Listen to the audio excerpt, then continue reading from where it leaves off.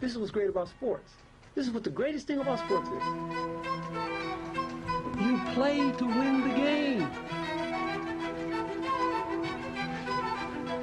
Hello?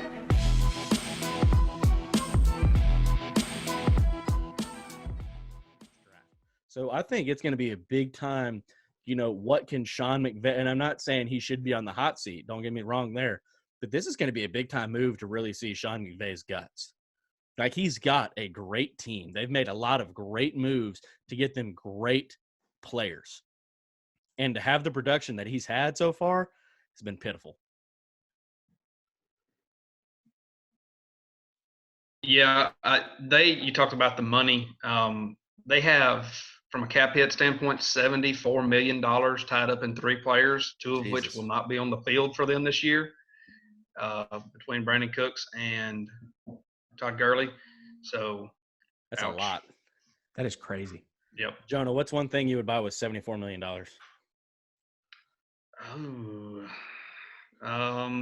Can't say a yacht. Gun. Okay, that's fair. Probably a yacht. That's fair. There's not a gun on earth that costs $74 million. I'd measure my wall in my living room diagonally and get a TV that big. Well, what would you do with the $73.5 million left over? Man, hey, he only asked about the first thing I'd buy. That's fair. Okay. That's fair. But yeah, the Rams. Get back on track here. We're now. We should just have like a 1201 financial episode, like how you should spend the lost cap money for all these teams. That'd be a great feature. How you should invest. Let me tell you about Robinhood real quick. Our episode's brought to you by Robinhood. We're gonna total up all the dead money in the NFL, and then we're gonna have a draft of top things we'd buy with that much money. I'm so down. I'm so down for that. I definitely think the Rams could look at running back, getting rid of Todd Gurley. Right now they have Darrell Henderson, a guy that Sean McVay really liked coming out of college. However, I don't know if he and Malcolm Brown can really be a difference maker for that offense. Like Jonah said, Brandon Cooks won't be on the team. However, they have been really fond, especially towards the second half of last year, with 12 personnel running with Tyler Higbee and Gerald Everett out there. I know that's going to be a big offseason thing they try and do. So I think it made all the sense in the world to get rid of Cooks. And yes, they don't have a first-round pick this year.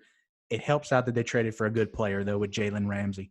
However, on their back seven, man, they went out and got Leonard Floyd, and that was their only addition in the back seven, and that's really not going to cut it.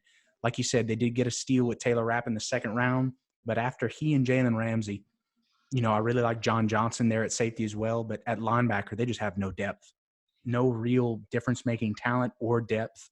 Linebacker is going to be a position that the Rams probably should have attacked harder in free agency, that they're going to have to find something in this draft. Let's move in to cornerbacks. Obviously, there's been some great talent. Me and Jake, we've done our homework. We've watched a lot of guys. We've had a lot of, I would say arguments about a couple people. There's some things that I don't really take into account when I'm looking at, skill, that I know that these NFL guys, they are looking at some of these little attributes, and they do play a major role. But just some guys that didn't make my top 5 that kind of stood out, and guys that I've seen mocked in the first round in a lot of mock drafts, are Trayvon Diggs and A.J. Terrell. I've seen them going in the first round, late in the first round, obviously. But, Trayvon Diggs, 6'2", 207, A.J. Terrell, 6'1", 190, so 2 pretty big corners. But there wasn't really anything on tape that really excited me. I think, A.J. Terrell out of Clemson, I think the big thing about him was, just kind of he had that interception in the national championship game, returned it for a touchdown. And that's really, I think, where he got his hype from. I just – nothing really stood out to me on tape for A.J. Terrell. Trayvon Diggs, kind of the same way. I think he's just a big framed cornerback out of Alabama. And, he does decent things, but I think that some of these guys, heading into the draft, I think, what a lot of these NFL guys look at is like, man, they're a big-time prospect coming out of high school. They started and played at a decent level in college, and now I think they get all this big-time draft time. But there wasn't really anything big about Trayvon Diggs and A.J. Terrell that really popped out. Trayvon Diggs got close to making my top 5 over Terrell, but I just found 5 really great guys, that definitely, fit that top 5 mold over those other 2. Yeah, for me, one of the main guys that didn't make my top 5 is going to be Jeff Gladney from TCU. Now, before everyone freaks out, he's pretty much a lock first-round pick now, and he's pretty much the permanent marker pick for Minnesota at 22.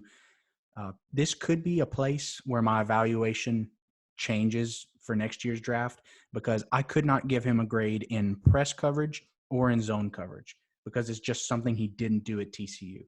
And it's just something that I couldn't see translating. I couldn't see any skills that would translate for him to the NFL that would help that out. However, I thought he was pretty to really good in man coverage. I thought he had really good ball skills, and he's a tough physical corner. So it makes sense in the first round in the right scheme where he could be a starting corner in the NFL. I just couldn't put him top 5 because I couldn't get a complete grade on him. Well, that kind of brings me into my first. Like, I had Jeff Gladney at number 5. I had Jeff Gladney at my 5th best cornerback. He has really quick feet at the line of scrimmage. However, I think that it helps him, but also hurts him in a sense, because I don't think, because we've talked about it before, and, Jonah, Jake, there's not a whole lot of defense in the Big 12.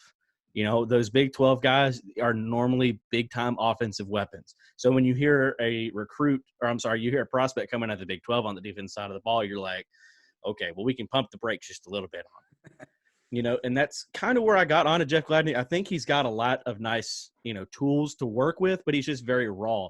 One thing that, I think he did okay in press coverage in a little bit of film that I watched. He did an okay job. It wasn't an elite job like these other guys, but his feet are so quick. I think he tends to get a little bit too wild with it as well. So he kind of loses his balance. He has the tendency to get beat off the line of scrimmage, but he has nice acceleration. He's got good recovery speed. But I think the biggest thing that goes against him is his length. I mean, he's 6 foot 185, and some of these other guys are just a tad bit bigger than him. But man, his arms are kind of short. He just doesn't have a whole lot. Like, there was a lot of times where he'd have, he'd be pressed up on a guy, he'd follow him in man coverage, he would play it just perfect. But a quarterback is able to place it just out of his reach enough because of how, short his frame is. So I think that's the biggest thing. But other than that, I think he's got a lot of tools that are going to serve him well at the next level. And like you said, I think he's a lock to go either late first, early second. But, there were 4 guys that I found just to be a little bit better than him. So this is going to be a recurring theme in my cornerback list. I'm ranking these guys as a complete corner rather than fitting a scheme-specific role. So with my number 2 and number 3 guys, my number 3 guy is actually the guy I would take first if I was running man coverage, but my number 2 guy is the better overall prospect. And you'll see the same exact thing here at number 4 and number 5. My number 5 guy is the guy that Jacob was poo-pooing a few minutes ago, A.J. Terrell from Clemson. I think he's got extremely good hips. I really like his hand technique. He's physical, and he sticks on guys like glue. Now, what you're going to really fault him for is probably his decent athleticism, but not great athleticism. You saw it against Jamar Chase in the national championship game. However, there's a lot of people dinging him for that, but Jamar Chase is going to be a top 10. I'm going to be a little conservative. He's going to be a top 10. You want to say top 5. He's going to be a top 5 pick next year. Like, that dude is a baller. You want to say it. Jamar Chase is a baller. So I'm going to give A.J. Terrell a little bit of a reprieve on that one. For the most part, a lot of those tough catches he was giving up against Chase, he was in his hip pocket. And he has limited reps in press. What I did see, he was a little off balance, so he'll have to get that cleaned up. But, I mean, that's stuff you can work on. I think he's got really good ball skills. And I know Jacob's going to bring this up with a lot of corners. He's okay in run support. Like, when the screens come, he'll be physical. But I would not expect him to go out and, like, lay the wood. I'll go ahead and flat out say it. Every guy that I watched, and I watched 8. I watched 8 of the top corners in this year's draft, and none of them bring a damn tackle. Like, they are piss poor tacklers. They're awful. They look great coming up. But, man, they lower that shoulder. They bend at the hips, and I'm just like, this is awful. It's like, good job. You set the edge. You kind of do your job, getting everything back to the middle. But damn, if you're the last line of defense, I'm screwed. Just wait till we get to that number one guy. He's okay. He's not elite, but he's okay. Dude. I know who you're talking about. He's okay. Let me rephrase that. Let me rephrase that before I get hate in the comments. But he's elite. Don't get me wrong. Everybody knows we're talking about Jeff Okudah. He's elite. Everyone hate this man. At him on Twitter. I don't think he's an elite tackler. I'm sorry. First of all, what comments? It's just a phrase, Jonah. You know, it's what all the cool cats are saying. All the cool cats and kittens out there. You know, I think he's a great. We'll get to him. You shut up, Jake. We'll get to Who's him. number 4? Who's number 4? My number 4 is a guy that I have a lot of love for. It's a guy that I've watched, you know, in person plenty of times. Amik Robertson. 5'9", 172, and before you get, oh, Jesus Christ, Amik Robertson, he's so small. Watch his tape. Watch the kid's tape. He is fearless. He may be 5'9", 172, but, man, he's got a heart of a lion. Like, this guy is a freak. And you know, you may say, well, he went to Louisiana Tech and all these other guys went to big-time schools. Well, the cat had an offer from LSU, and – you know, he wanted immediate playing time, which is why he eventually decided to go to Tech. So he could have been in a secondary with Stingley, Fulton, Delpit, and Amik Robertson. Like, that could have been the secondary at LSU, but it didn't happen because he wanted immediate playing time. In 3 years playing at Louisiana Tech, he had 14 interceptions. He averaged about 60 total tackles in his 3 years. You know, 40 of them were, you know, solo tackles each year. Like, he's scrappy. You know, he's not a big time, I'm going to wrap you up, take you to the ground, but he'll hold on to you, make sure you come down. Like, he is fearless. He's not afraid of who you are. My favorite clip from him, you know, about him, you know, going to this fearless concept is he's playing against Texas week 1 of the college football season.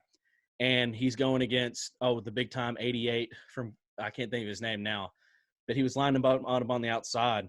And the receiver's 6'4", 230.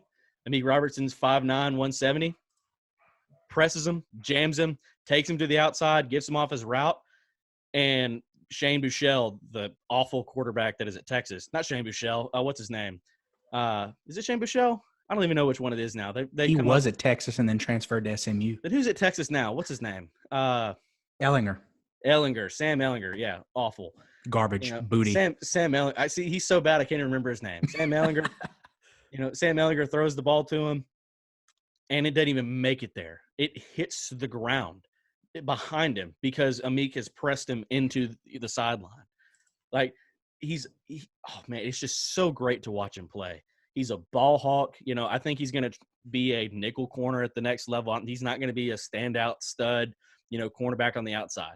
You know, but I think if he gets on the right team and gets a lot of matchups with NFL talent at receiver, I think he's going to be a great lockdown corner one day in the league. I give him about 3 to 4 years before he really gets to that level. But, man, he's going to be a great player. He's going to be a Tyrann Mathieu 2.0. He's a great, great, great player. And I loved watching him. And I don't blame him at all for not going that extra year at Tech. But, man, he's so great. He's so great. In that 2017 Louisiana recruiting class, you know, that was the year that Ogeron transitioned over, taking over for Les Miles, the 2016-2017 season right there. Probably 3 or 4 of the biggest misses in state, probably over the Ed Ogeron tenure, no matter how long he coaches at LSU, will be in that class. You had Devonta Smith, the receiver from A-Meet. You had Christopher Allen, the linebacker from Southern Lab that's killing it at Alabama. I think it's a monster. He tore us up in a playoff game his senior year. Holy shit. I remember you saying that. And the other one would be Amik Robertson from Thibodeau. Coming out of high school, he was just like a little 5'9", 165 corner. You know, LSU came on him late. He wanted a chance to ball out, like you mentioned, and that's absolutely what he did. And that's why he's my number 4 corner as well. I think he's got great hips. Look at us. He got great hand technique. His hands are so heavy for being such a small dude. Like, if he's pressing you, dude, it's tough. Yeah, it is tough getting on. And he's like a bug, man. He's like a roach that just won't go away. Like, you'll try and shoo him away. You think he's dead, but he's right there back at you. Like, he's tenacious. and he's got great burst too. He does. I thought his ball skills were a little inconsistent in the few games that I watched. However, look up any highlight tape and you'll see that the upside is insane. It might be hit and miss throughout his career, but man, those hits are going to be hits. And that's why I think I see exactly what you're talking about with Tyrann Mathieu. He might be the best zone corner in this class. That's why I would play him in the nickel. Yep. That way you can be extremely flexible with him, let him move all over the field, and just let him be a ball hawk. Yeah, like I said, he's going to be a ball hawk. He does struggle. I mean, because with him being so small, he does, struggle a little bit against bigger wide receivers, and that's expected because there's a play where Colin Johnson just absolutely pushes him off the line, and he falls back like maybe 2 or 3 yards, but he gets right back up and he makes the tackle. So if that doesn't show you just how fearless and tenacious the guy is, I don't know what else does. But I love Amik Robertson. I think he's going to be a great player in the league. And I'll go ahead and say it. If this guy was like 6'1", if Amik Robertson was 6'1", that dude would be in the conversation right now for CB2. Maybe conversation for CB1. All I'm saying. Kid's a hell of a player.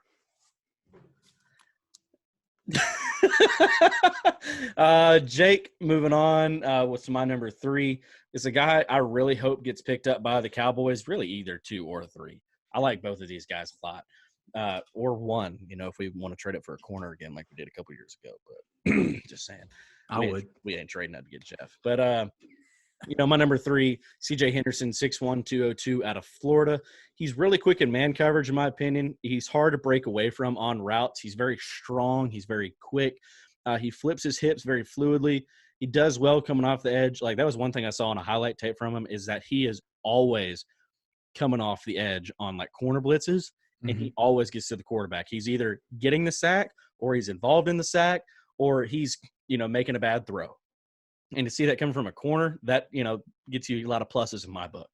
However, this is one thing that we talked about when we were looking at him. He does lack big time in zone coverage. There were big times where I would look at him and I was like, are you lost? Like, what, like, do you know where your parents are? Like, what's going on? And, so I think, I think he just gets his eyes caught up in the backfield too much. I think, just watching him, I think he's watching too much of what's going on, maybe RPOs, things like that. And to where he gets caught out of his zone. But, man, you get him in man coverage, kid's pretty damn good. Another thing with that, and it kind of goes back into the theme of, the cornerbacks and really this entire class, is he gets dominated in the run game. He doesn't set the edge too well. But I kind of have a theory behind of why he's not too much involved with the run game. I did a little bit more digging on him, and C.J. Henderson, his freshman, sophomore, and half of his junior year was a big-time running back recruit. And he got injured and made the transition over to the defensive side of the ball. He still wanted to play, but he wasn't able to make those cuts like he was when he was a running back. And so I think that kind of may be like a mental block for him, when it comes to making big hits, getting involved in the run game, getting involved in piles. And I think that could be it. It makes sense that he's super quick still and can stay on you in man coverage. And he knows, routes and everything with him being an offensive player previously. So I think that kind of may be his mental block of why he doesn't like to get involved in tackles or, things like that. But C.J. Henderson, he's going to be a great player, especially if you're a man-heavy defense in the league. You can teach with some time, how to get better at zone coverage. But, man, he's strong. He's quick. He's got great hips, got great placement with his hands. I really like C.J. Henderson as a talent. Right. And he's also my number 3 guy from an overall grade. However, if I was a man defense team, C.J. Henderson would easily be my number 2 guy. Absolutely. This guy has insane hips, and he's so athletic. His burst and his recovery speed are insane, and it absolutely makes sense how he ran a 4.39 at the combine. This guy is insane. He's really good at the catch point, but like you mentioned, he's going to throw a shoulder in run support at most. But it was really surprising to hear that he got injured in high school because I really don't see how that could have happened with how fluid and how athletic he is. Right. I didn't realize that either, but I did a little bit more digging on him, and I was like, I think it was either on the Draft Network or 24/7 Sports, but I saw that about him, and I was like, that kind of makes sense about why you don't want to get involved in tackles. Yeah. You just don't want to mess that knee up. I mean, I see that with kids that I coach. You know, they mess up a knee, then the very next year, the very next week, if they come back the week after, if it's not like something major, they're a little bit more timid. So it makes sense. But he's got to get past that if he wants to be, you know, elite big-time player in the league. If he can get better in press, like better timing with his punch and better footwork to not be off balance, this dude could easily be a number one corner in the NFL. Easily. Agreed. Moving on to number 2. And I think we have the same number 2 as well. Christian Fulton, 6 foot even, 200 pounds out of LSU, DBU, whatever you want to call it. I think he was very similar to CJ Henderson, except Christian Fulton, what gave me the big knock, you know, to put him at 2, or again, I gave him the edge, was that he was better in zone coverage as well.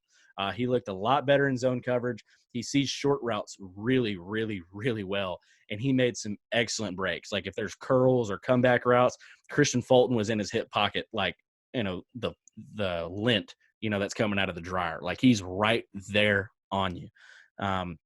He's man coverage at time has I think in man coverage he's just about the same in my opinion as CJ, even though there was a couple times where he'd react late to the ball, but because he's so sticky, it creates a problem for the wide receiver anyway. You know, he does a good job of sticking to the wide receiver, but again, with all these other corners that I've looked at, he doesn't like to tackle. He's an ankle biter. He likes to go after the ankles. He likes to, you know, throw his shoulder at the end, but he's got a lot of range, attacks the ball real well. And, you know, it was once I saw him in zone coverage compared to CJ, I was like, yeah, this guy's easily my number 2. So I'd really like to see him in Seattle, to be honest, where they run a lot of zone coverage. They run a lot of press and trail a lot. I think he'd be a great guy for that because I think he's great in press, and I really like his hand technique. This dude is always like trying to redirect and put his hands on you and be physical as a corner, and that just screams Seattle to me. But Christian Fulton, in a dream scenario, he'd be your number 2 corner and locking down number 2 receivers. But I definitely think he could easily be a wide receiver one day. I think he's really sticky in man. And he has good burst and recovery speed. I do think he is a little late sometimes with ball skills. His are a little hit and miss, kind of like a Meeks, I found. But he's still aggressive at the catch point. And then like you mentioned in run support, I wrote in my notes, he knows his run fits. He might make a tackle or two. Probably not his favorite thing, but he's good enough. Right. He does just enough to be number 2. Right. So if I was a running man, I'd probably run with CJ. If I was a press or a zone team, I'd probably go at Fulton. Fulton's the better, more overall rounded corner prospect for me. Jonah, as a SEC football guy and an LSU guy, what do you think about Christian Fulton? Man, you know, there are some good wide receivers in the SEC, and nobody put up a whole lot of points on LSU last year. Now, Stingley is a big part of that. Delpit a big part of that, but you know, it starts with your CB1, and you know, Fulton got it done. Yeah, you really heard a lot of people trying to pick on the corner Stingley. There wasn't a whole lot of people trying to pick on Fulton. Fulton's a dog. He was a dog in that defense. And I would like to give this guy some credit because I'm trying to pull up the story right now. This guy missed almost 2 years of college football. Let's not forget that. So it looks like on February 2nd, he used another person's urine during I remember PED that test. Yeah, right. I remember seeing that in my note or in my little scouting report. And this is back in February of 17. So wow, it rolled down. They suspended him. LSU tried to appeal. They got nothing done. And let's see. In May of 18, so that's 15 months later, a New York forensic panel agreed with his family that proper drug testing protocol was not followed during the test. Then on July 13th, 2018, Sports Illustrated ran a story. They went through all the documents, and they believed that it was unfair, really bringing to light this whole story. And then in 2018, or right towards 2018, on August 3rd, LSU sent the NCAA Reconsideration Committee a letter fighting for him to be ruled immediately eligible, and then they denied him 6 days later. However, 8 days after that, Joe Oliva sent another letter to the NCAA, probably the hardest that dude has ever worked because Joe Oliva is awful, hence why he's not the AD anymore, but whatever. Finally, August 23rd, 2018, the NCAA reinstated Christian Fulton immediately. That was, August of 18. that would be, help me out with the math, Jonah, a year and a half away from football. That's crazy. Yeah, And he is that dominant was as you just one season, though, right? That was Right, one just full one season. season. And if I'm not mistaken, he could practice the 2018 entire season. time, but he couldn't play. Wow. A guy that didn't miss a whole lot of time, though, is my number one. A guy that, Jesus Christ, his film is magical. It's what I want to send to my DBs that I coach. You know, it's absolutely phenomenal.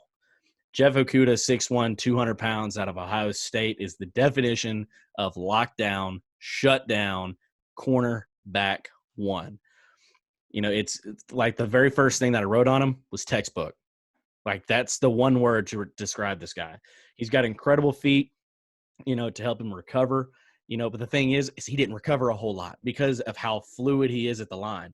You know, he did have to recover sometimes, but it Didn't have to, baby. I know He just didn't have to. And you know, he mirrors wide receivers so well at the line. His press technique is golden. You know, because he's so balanced. You know, that if he was able to absorb a shot, like, it wouldn't be like he'd get knocked down like in Amik Robertson, like, you know, just because he's smaller, or, you know, somebody that doesn't have as good as, you know, good feet up on the line. Like, he would be able to absorb a shot, adjust his balance, and get right back in your hip pocket like nothing happened. Like, it's absolutely incredible.